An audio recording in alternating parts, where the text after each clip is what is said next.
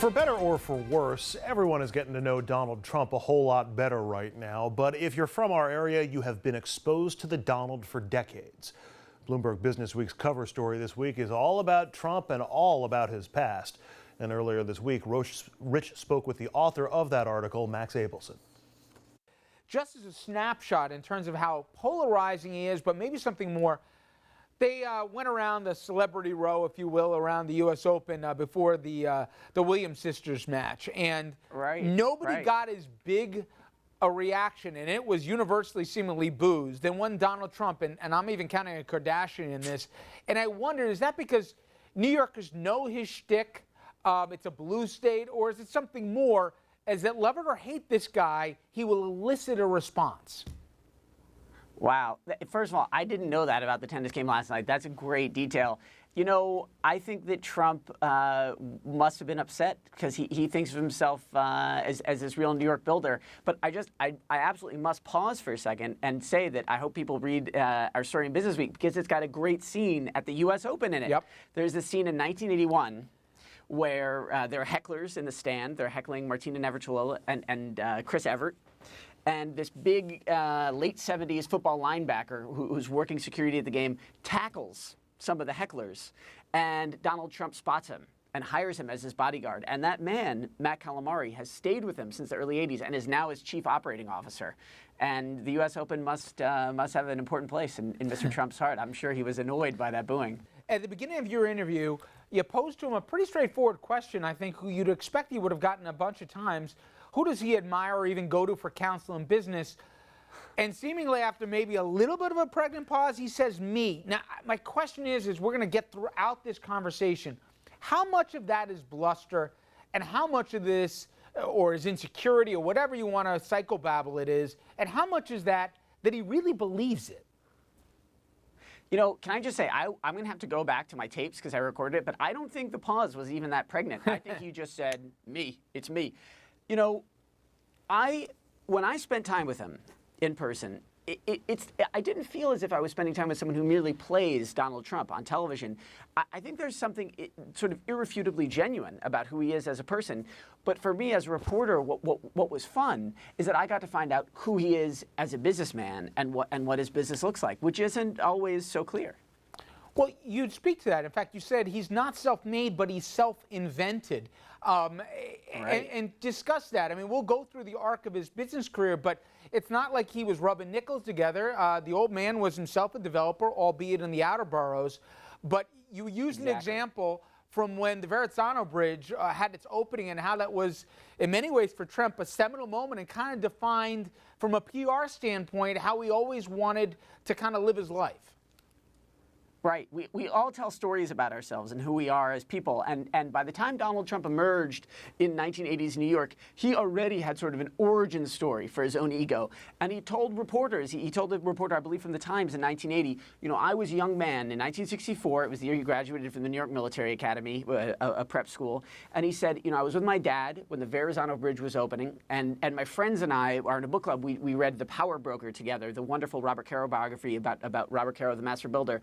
Robert Caro was unveiling the Verrazzano Bridge it was opening, and Donald Trump says he saw in the rain, standing without his name being called or being recognized, the designer, the 85-year-old designer of the Verrazzano Bridge, and he was sort of standing there like a schmuck without, you know, with no umbrella over his head and no one paying attention to him. And Donald Trump said to himself, at least as he told reporters, I'll never let that happen to me. No one will ever make a fool of me. I want my name recognized. Trump clearly at an early age realized and wanted to telegraph to others that he wanted to be center stage and he wanted to sort of be the center of his empire. You know, if there's boom and bust, there was Trump of the 80s, where there was New York City and certainly Atlantic City, and he did it really with other people's money, borrowed to the hilt, a little bit, if not a lot, personally guaranteed. And then things went belly up in the 90s, and he nearly lost it all. Talk about how close he came to complete personal bankruptcy, and how he ever built up enough trust equity with these folks that anyone would ever lend him money again. You put that really well. Listen, I'll give you a good example. And on our drive from Trump Tower out to New Jersey, where I visited the golf course, we drove by these buildings that were incredibly important throughout Trump's life. One of them was the Plaza Hotel. And at his peak in the 1980s, he bought the plaza. And listen to this. He paid, the building cost about $400 million for the plaza back then. It was like 1987, something like that. Not only did Donald Trump borrow all of that money, he borrowed $400 million from the banks to buy a $400 million building, essentially. But then he borrowed more on top of it to do renovations.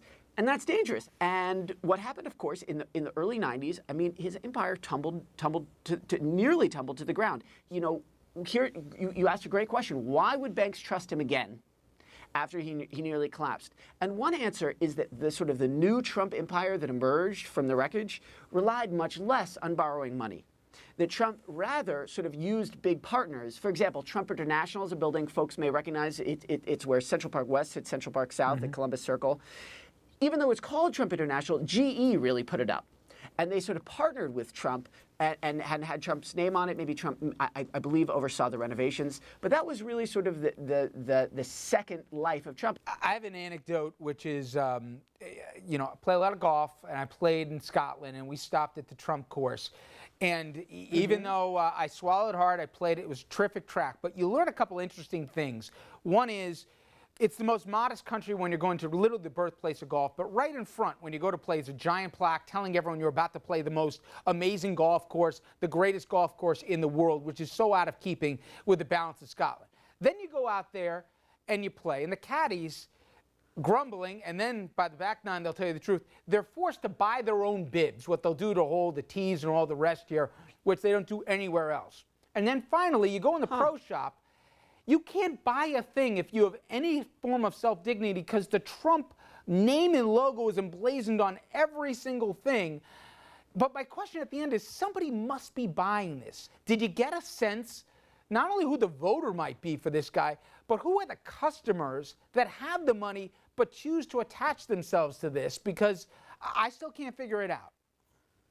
Well, for me, I think that there are probably two very different answers for that. And we're living in a time of Thomas Piketty, the French academic, who has talked about the incredibly widening inequality, not just among the rich in America and the poor in America, but between the rich in America and the very rich. Now, who are Trump's customers? I believe it's them. Those are rich people who, find Trump appealing and like spending $150,000 to join one of his clubs and living in the lush in a lush Trump condo. But who's voting for Trump? Trump is going to need more than just very rich people to support him. And it's an interesting dichotomy, isn't it? That Trump's whole career is about, having sort of catering to the wealthy, at least when it comes to condos and golf courses. And yet his political career is about sort of being a populist and a hero to the everyman. And those two things are very far apart. And it's kind of a wonderful conundrum. I'm not sure I have a brilliant answer for that. Do you have any sense down deep if this started as a lark, this presidential bid? Now he thinks he might win, but even if he doesn't, he still thinks he wins because he gets to go back to, the Apprentice days, if you will, even if he doesn't have the show, except he's now going to be taken more seriously. Well, look, it is so early, and your viewers who are also voters should keep in mind that we're more than a year away from the 2016 presidential election. So who knows what could happen? Anything could happen. But I interviewed him in the beginning of August, just a few days before his first presidential debate. And he said things that sounded like that. He said to me, look, so far at least I'm having fun. I'm glad at least so far that I've done this. He sounded indeed like a man who wasn't taking it overly seriously. In other words, he sounded like a man who was sort of enjoying himself and was playing it by ear. Now, considering that he has managed to only go up and up and up from there, maybe he's not going to be telling reporters that anymore. Maybe from now on he's going to talk about himself as the next president of the United States of America. And probably in the third person. Max, it was a great piece, and I encourage folks to go check it out, how Trump invented Trump here. Great job. I appreciate the time. Thank you so much, Rich. All the best. Up next on RFL, my sit-down interview with the man now in the driver's seat to become the next mayor of Mount Vernon. He just knocked off incumbent Ernie Davis in the primary, but Richard Thomas still has more work to do. We'll tell you what's next.